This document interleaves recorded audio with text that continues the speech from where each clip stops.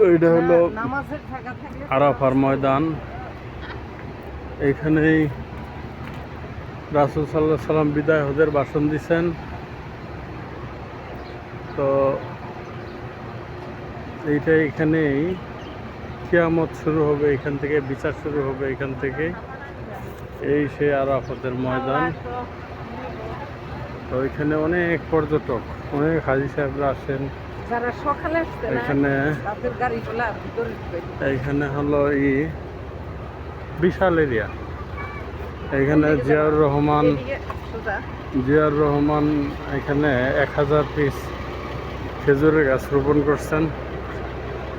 তো এই সেই জায়গা আরাফাতের ময়দান। এখানে দুইটা উল্লেখযোগ্য স্থান আছে। একটা হলো এখানে দুইটা নিদর্শন আছে, রহমতের পাহাড় এবং মসজিদে নামিরা, এই দুইটা নিদর্শন।